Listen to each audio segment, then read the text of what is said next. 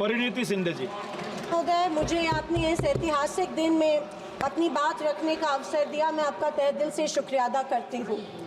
मैं उस राज्य से हूँ जहाँ संत ज्ञानेश्वर, संत तुकाराम और संत रोहिदास जैसे अनेक संतों ने समाज को प्रेम और सद्भावना दी। दूसरी तरफ शिवाजी महाराज, संभाजी महाराज और शाहू महाराज जैसे शूरवीरों ने अपनी दूरदृष्टि से सामाजिक एकता और न्याय संगत समाज प्रणाली की स्थापना की।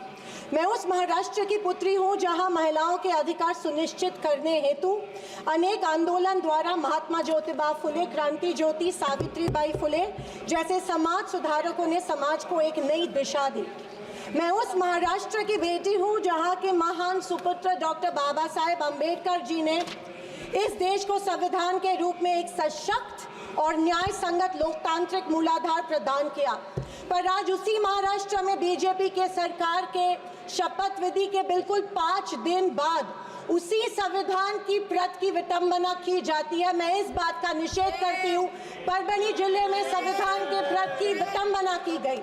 संविधान के हीरक महोत्सव के उपलक्ष्य में जब मेरे विचार रखने का मौका मुझे मिला तो मैं ये जरूर कहूँगी कि संविधान सिर्फ एक किताब या नियमों की एक संगति सूची नहीं है, बल्कि मेरी जान है संविधान, मेरी पहचान है संविधान और इस देश की आत्मा है संविधान।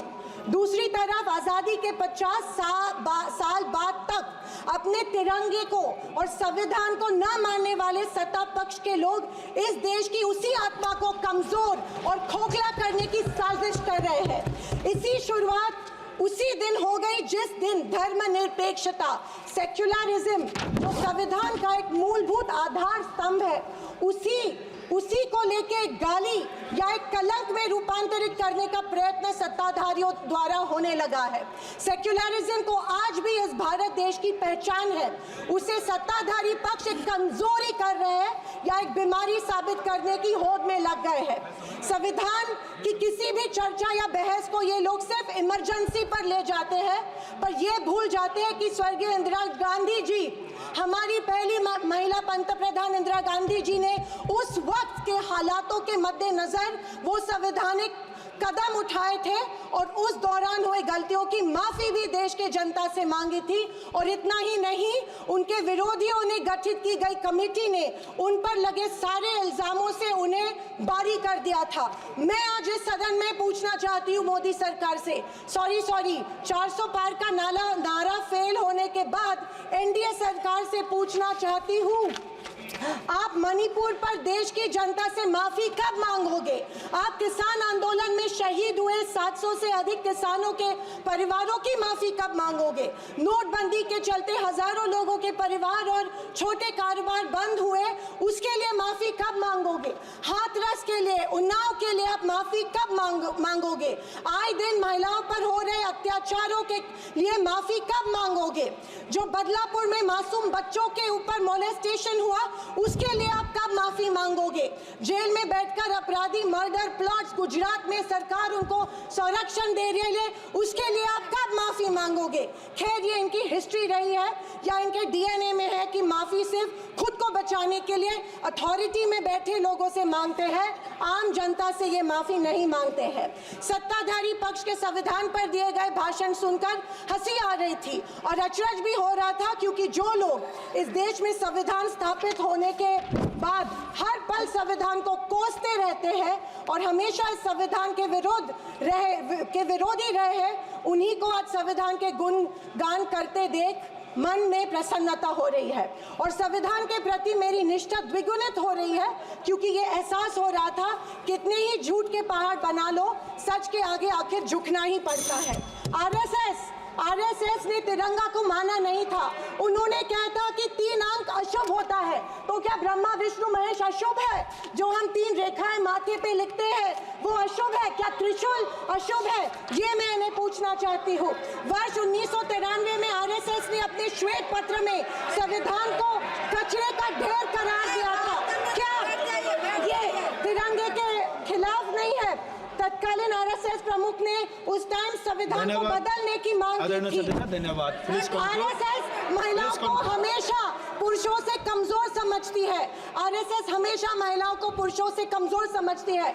ये अफसोस होता है कि प्रधानमंत्री जी उनके ट्विटर हैंडल फॉलो करते हैं जो महिलाओं को गंदी गंदी गालियां देते हैं। इस बात का अफसोस होता है कि प्रधानमंत्री, हमारे देश के प्रधानमंत्री ये करते हैं। जनवरी 26, 2001 में इन्होंने तिरंगा माना और इतने सालों बाद तिरंगे को नागपुर में होस्ट किया। अध्यक्ष महोदय, मैं 2024 के लोकसभा इलेक्शन के बाद इन्हें एहसास हुआ कि संविधान को ज्यादा छेड़ेंगे तो सत्ता हाथ से निकल सकती है, इसीलिए अचानक संविधान के प्रति इनको प्यार उमड़ने लगा। अध्यक्ष महोदय, विशेष रूप से राजनाथ सिंह जी ने, मैं उनका सम्मान करती हूँ, बयान में जाने अनजाने आजादी के बाद से लेकर 2014 तक सारी कांग्रेस सरकारों को ऐसे सर्टिफिकेट दे दिया जिसे कोई झुठला नहीं सकता। उनके मुताबिक संविधान की बदौलत एक गरीब का बच्चा प्रधानमंत्री बना, लेकिन उसकी नींव सर 2 मिनट सर प्लीज। मैं आखिर में यही कहना चाहती हूँ, मैं भारत का, मैं कुछ पंक्तियां कहना चाहती हूँ। मैं भारत का संविधान हूँ, लाल किले से। अध्यक्ष महोदय, बोलना शुरू करें। हिंदी की एक प्रसिद्ध कविता की कुछ पंक्तियों से। एक सेकंड, मैं भारत का संविधान हूँ, लाल किले से बोल रहा हूँ। मैंने तो समता सौंपी थी, तुमने फर्क व्यवस्था कर दी। मैंने न्याय व्यवस्था दी थी, तुमने नर्क व्यवस्था कर दी। हर मंजिल ठहरी कर डाली, गंगा भी मैली कर डाली। न्याय व्यवस्था भी रोती है, गुंडों के घर में सोती है। गांधी को गाली मिलती है, डाकू को ताली मिलती है। क्या आपराधिक चलन हुआ है? मैं डॉक्टर जावेद, आपने नाम लिया, मैं हिंदुस्तान का एक प्राउड मुस्लिम हूं और मुझे शुक्र है कि बाबा साहब अम्बेडकर ने और हमारे पूर्वजों ने एक बेहतरीन तोहफा दिया है और वो तोहफा है कॉन्स्टिट्यूशन ऑफ इंडिया, जिसके वजह से आज हम अपने आप को महसूस समझते हैं, महफूज समझते हैं। लेकिन जो ये मौजूदा सरकार पिछले 10 सालों से चल रही है, हमारे और हमारे साथियों के साथ जो अन्याय हो रहा है वो बर्दाश्त के काबिल नहीं है। आज हमसे डिस्क्रिमिनेट किया जा रहा है, हमारे लोगों को पब्लिकली अब्यूज किया जा रहा है, हमारे साथ लिंचिंग की जा रही है, मारा जा रहा है, हमारे बुजुर्गों को दाढ़ी से नोचा जा रहा है, हमारे लोगों को नमाज पढ़ते हुए लात मारी जा रही है, हमारी जमीनों को छीनी जा रही है, हमारी दरगाहों पे कब्जा की जा रही है, हमारे बच्चों से एक ऐसा शब्द बुलवाना चाहते हैं जो नहीं बोलते और नहीं बोलने के कारण उस पर अत्याचार होता है। ये आज का हिंदुस्तान है इनके सामने, इनके चलाते हुए, जिसका हम विरोध करते हैं। और सर वही नहीं, पिछले कुछ दिनों में 686 स्पीचेस हुए। आपको जान के ताजुब होगा सर। किसको लात मारा आप बताए, तथ्य दीजिए, किसको कहा लात मारा, तथ्य दीजिए। हम देंगे सर। नमाज पढ़ते वक्त दुनिया ने देखा, ताजुब है आप छुप गए देखने के लिए। सर 686 हेट क्राइम्स हुए हैं पिछले वारदात, लेकिन उनमें से हेट मॉन्गर्स के खिलाफ कुछ भी नहीं किया इस मौजूदा सरकार ने। और किसके खिलाफ कर रहे हैं कार्रवाई? उनके खिलाफ जो विसल ब्लोअर हैं, उनके खिलाफ जो न्यूज देते हैं, सोशल मीडिया कहता है। मीडिया तो बिका हुआ हम सब जानते हैं, इन्हीं के कंट्रोल में है। लेकिन और वही नहीं, हमारे ट्राइबल्स के खिलाफ उनकी जमीनें, उनकी फॉरेस्ट छीनी जा रही हैं। 10,000 से ज्यादा केसेस दिए गए हैं उनके। सर हमारे 2011 के सेंसस 2011 के सेंसस के हिसाब से 12.2% मुसलमानों की आबादी है। और आपको जान के ताजुब होगा कि 54 मिनिस्ट्रीज में 11,131 ऑफिसर्स में मुसलमान सिर्फ 171 है, जिसका परसेंट 1.6 है। यहाँ हमको जो हमारे हिसाब से मिलना चाहिए वो नहीं मिलता। लेकिन अगर जेलों में आप तादाद देखेंगे तो मुसलमानों की तादाद 31 है, उसमें ज्यादातर इंडर ट्रायल है जिनको जबरदस्ती भरा गया है। हमारे स्टूडेंट्स को, हमारे एक्टिविस्ट को इनको निकालना होगा। पिछले 10 सालों में हमने देखा, पहले राइट्स हुआ करते थे, ये अब राइट्स मैन्युफैक्चर करते हैं, लोग बुला के भेजते हैं। और अब संभल में हमने देखा, जब लोग नहीं मिल रहे तो प्रशासन ने गोली चलवाई। हम ये बर्दाश्त नहीं करेंगे। हम ये नहीं जानते कि ये कब समझेंगे कि संविधान सबके लिए है। ये संविधान हम सबके लिए बराबर है। सबसे अफसोस की बात है कि आर्टिकल 26, आर्टिकल 15 में हमें अपने जगहों का हमें इजाज़त दे देता है, हमें अपने जो इदारे हैं उसको चलाने का इजाज़त देता है, लेकिन ये वक्फ अमेंडमेंट बिल लाके ये चाहते हैं कि बैकडोर से हमारी ज़मीनें छीन लें। हमारी जो प्रॉपर्टीज़ हैं, जो हमारे पूर्वजों ने दान किया, गरीबों के लिए, मिस्किनों के लिए, बेवाओं के लिए, जरूरतमंदों के लिए, उसको हम छीनना चाहते हैं। और इनकी एजेंसीज बोलती है कि हम जहाँ चाहेंगे उसको वक्त मिल देंगे। आप जानते हैं सर, और मीटिंग में अभी जेपीसी चल रहा है, आपको जान के ताज्जुब होगा कि यहाँ पे नॉन स्टेक होल्डर्स को बुलाया जा रहा है। क्यों बुलाया जा रहा है उनको? क्या योगदान है उनका? सर यही नहीं, सबसे अफसोस की बात यह होती है जब आदरणीय प्रधानमंत्री जी कहते हैं सबका साथ, सबका विकास और सबका प्रयास। किशनगंज सर सबसे डिप्राइव्ड एरिया है हिंदुस्तान का। हिंदुस्तान की जीडीपी $2600 है और 5% लोगों का अगर इनकम हटा देंगे तो हमारी जीडीपी है 1100 per capita, sorry $1100, which is lower than the sub Saharan desert countries. और वहां पे बिहार का लाया जाए तो $750 है। तो आप अंदाजा लगाइए, और उसमें भी सबसे पिछड़ा इलाका है जो किशनगंज और सीमांचल है। पिछले 12 साल से मैं गुहार लगा रहा हूं। आदरणीय मंत्री एजुकेशन जी, होम मिनिस्टर अमित शाह जी के पीछे बैठे हैं, पूछिए उनसे कितना दर्जनों बार हमने गुहार लगाई।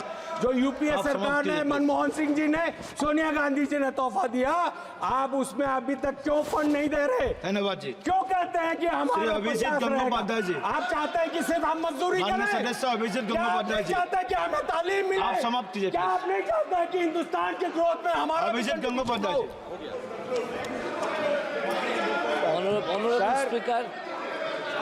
Honorable Speaker, आखिर में मैं I have decided. आखिर में एक लाइन बोल के आपसे I have decided to talk in my mother tongue. बोलना चाहता हूँ। That is अरे Bengali. माइक दो यार, माइक नहीं है सर। सर आप कंटिन्यू करो। वो चलाते रहे हमारे आशियाने। Sir we are together in JPC. वो चलाते रहे हमारे आशियाने, हम बनाते रहेंगे मोहब्बत के तराने। जय हिंद। धन्यवाद। Alfred Arthur, not here. Yeah, he's there. Please start. Mr. Chairman, sir, thank you. I am from a village in the far northeastern state of Manipur. My village is called Shangshak. In the spring of 1944, when the Great Second War reached that part of the country, my village was where the Battle of Shangshak took place for a week.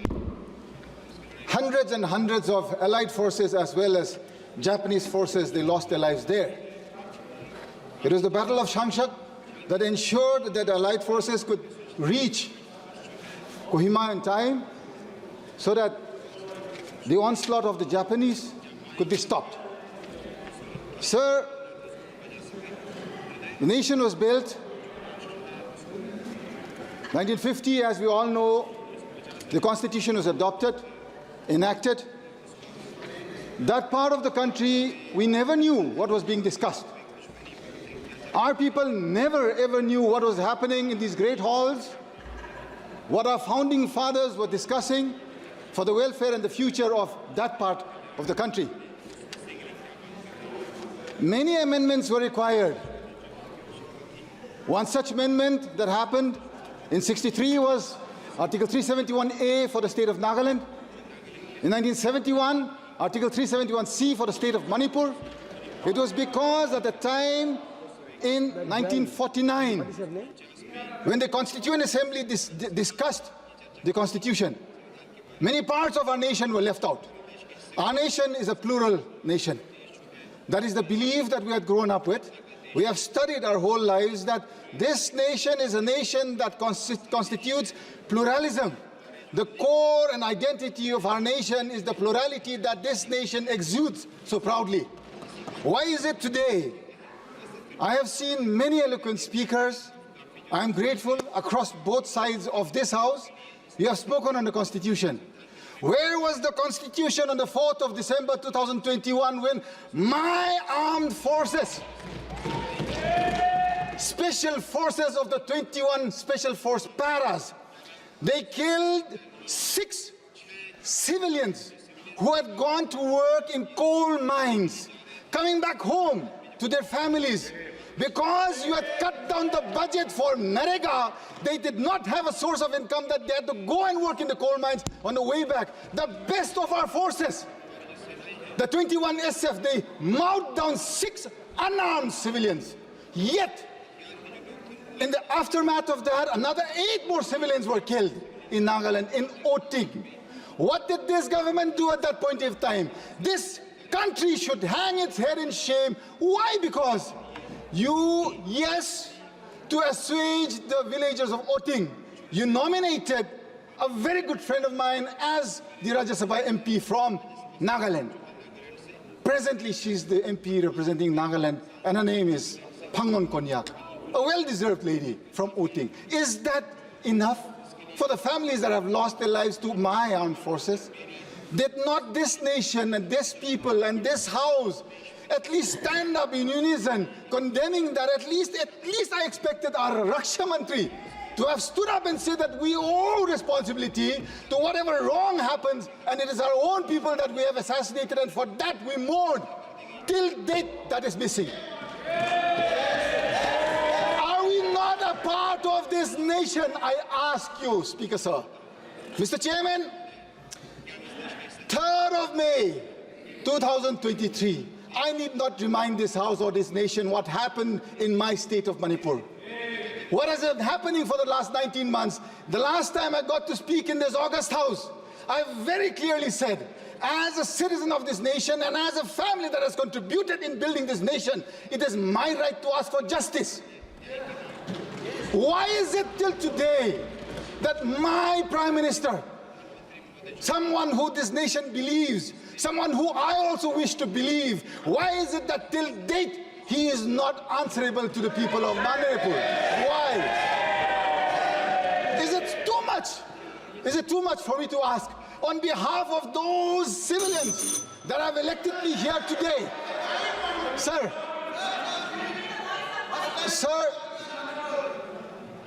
Mr. Chairman, sir, those children, those women across communities, they have lost their lives. They cannot be victimized for a cause for which this nation or the state cannot handle. Is my nation so weak that you cannot protect the lives and property of the civilians there in Manipur, sir?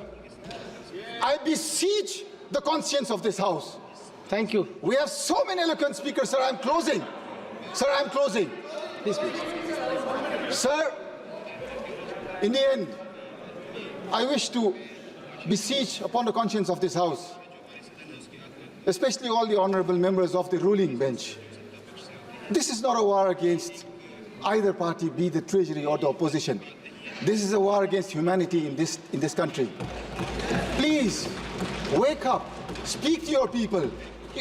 All you have to do is see how difficult is it for our nation, which is growing and going to become the 3rd largest economy. You talk only of economy, but when you are finished of people, what will that economy do when there are no people to use it?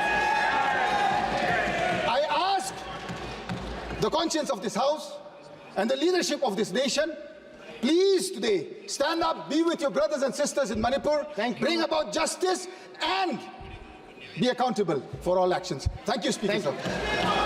Okay, Suresh. Thank you, Chairman, sir. Give me opportunity to speak on the historic debate, 75th anniversary of Indian Constitution. Today, as we stand here under the bright light of our democratic, we must remind ourselves of the values enshrined our guiding document, our moral compass, and the foundation of our republic. The Constitution of India, crafted under the vision of Dr. B.R. Ambedkar and Constituent Assembly, reflects our nation's commitment to justice, liberty, equality, and fraternity. It gave us the framework for a sovereign, socialist, secular, and democratic republic. It is the sacred document that binds us together as one nation, one people with a dignity for all.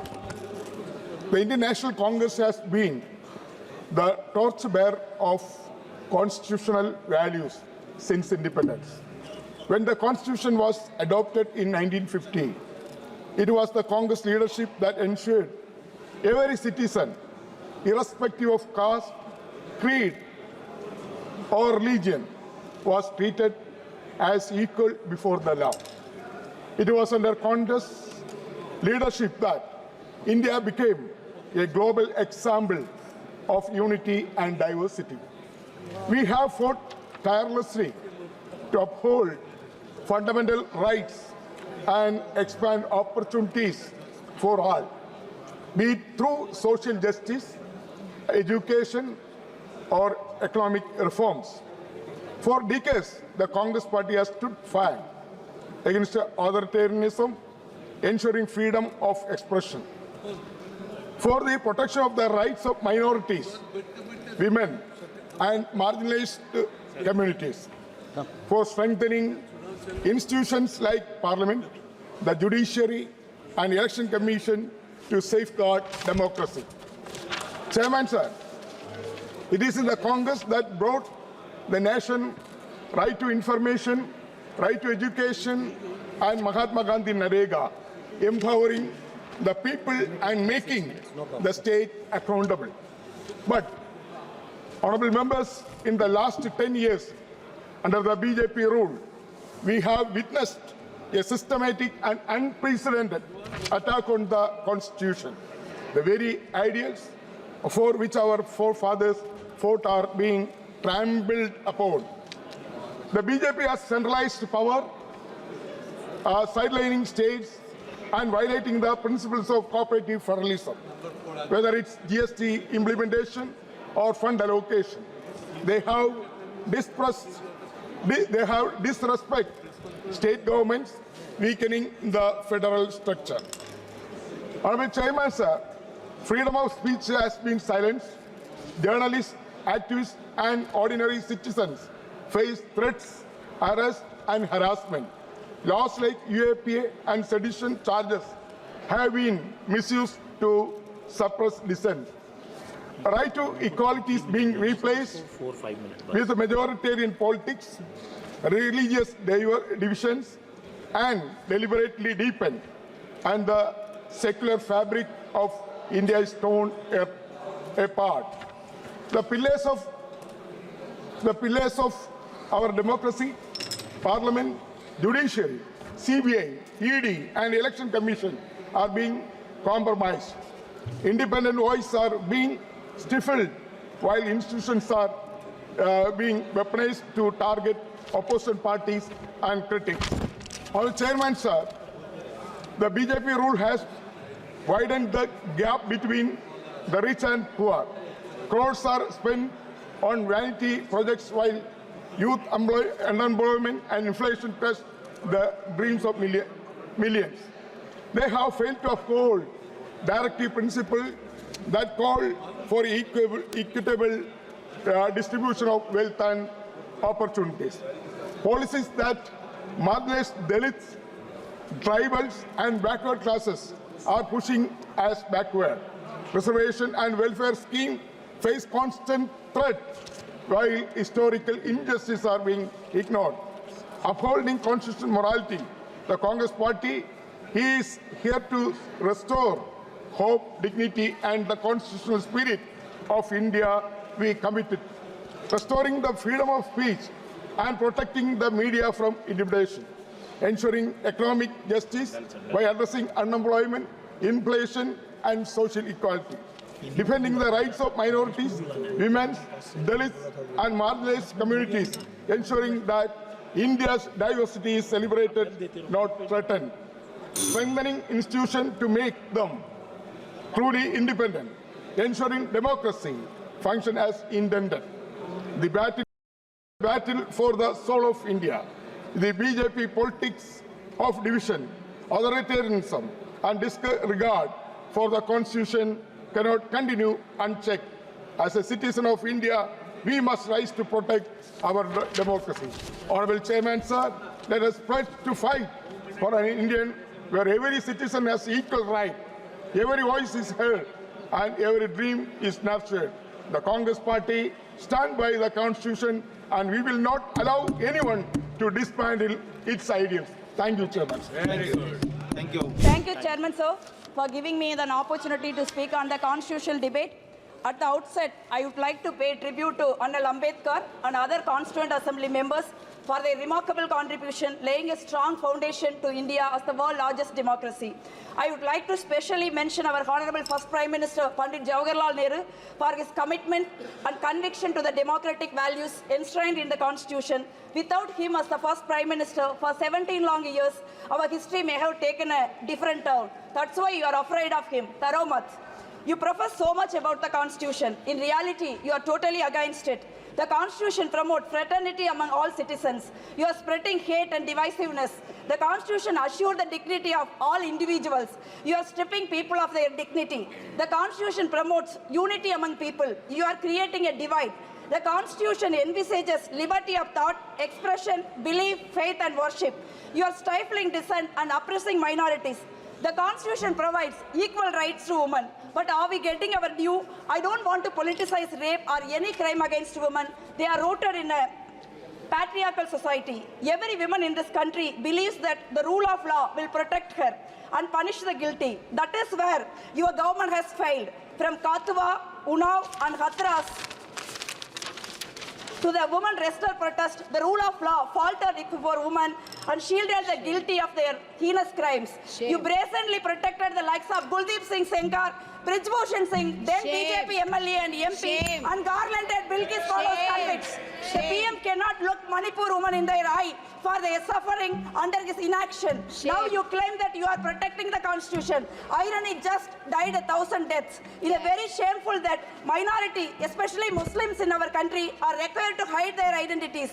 As per religious bigotry, which has nothing to do with the religion of Hindu, the BJP ruling states is bulldozing their houses, staking claim to their places of worship, and deleting their history from textbooks. It has brought in the law like the Bok Bill and CAA NRC. You bunch numbers around Muslim fraternity lists and spread lies through WhatsApp University. The BJP, the Prime Minister himself made inflammatory speeches against the community just a few months ago. The India Hate Lake report noted that 75% of the hate speeches in India 2023 took place in BJP ruling states.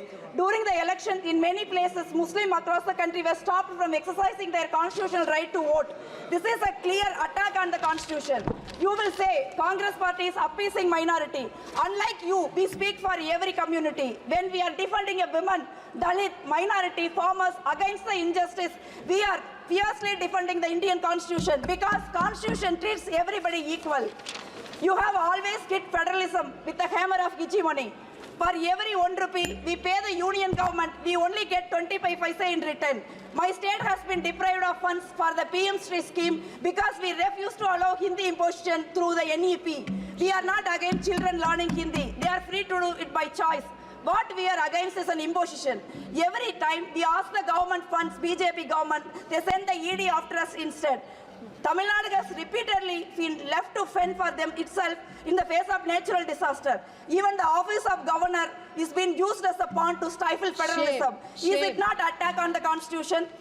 Plurality is the beautiful soul of India. It has been sacrificed at the altar of BJP's one nation, one party, one leader.